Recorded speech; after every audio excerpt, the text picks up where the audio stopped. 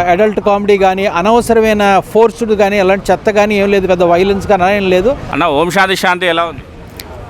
Movie అయితే మంచి message oriented movie.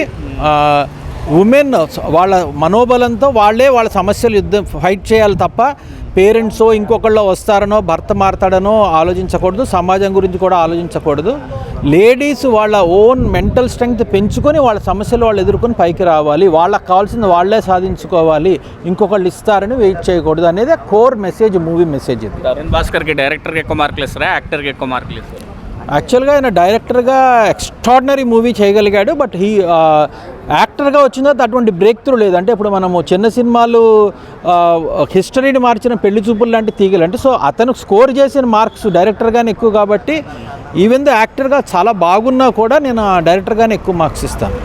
అంటే ఫ్యామిలీ మూవీ ఇది ఇట్స్ అ క్లీన్ మూవీ. ఎక్కడ వల్గర్ జోక్స్ కానీ లేకపోతే అడల్ట్ కామెడీ కానీ అనవసరమైన ఫోర్స్డ్ కానీ అలాంటి చెత్త కానీ ఏం లేదు, పెద్ద వైలెన్స్ కానీ ఏం లేదు.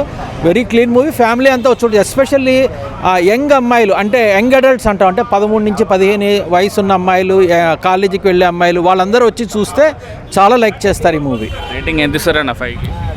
5కి రేటింగు 3 ఇవ్వచ్చు, ఎందుకంటే కంటెంట్ ఆఫ్ ద మూవీ చాలా క్లీన్గా ఉంది అండ్ డైరెక్టర్ కూడా చాలా డైరెక్షన్ బాగుంది, ఓవరాల్ యాక్టింగ్ అందరిది బాగుంది. It's a good movie, well made movie.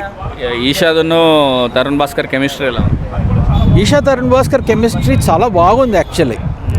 అంటే తెర మీద ఆయన చెప్పాడు, నాకు ఈవిడంటే చాలా అభిమానం, ఆవిడ హైలీ టాలెంటెడ్ అని.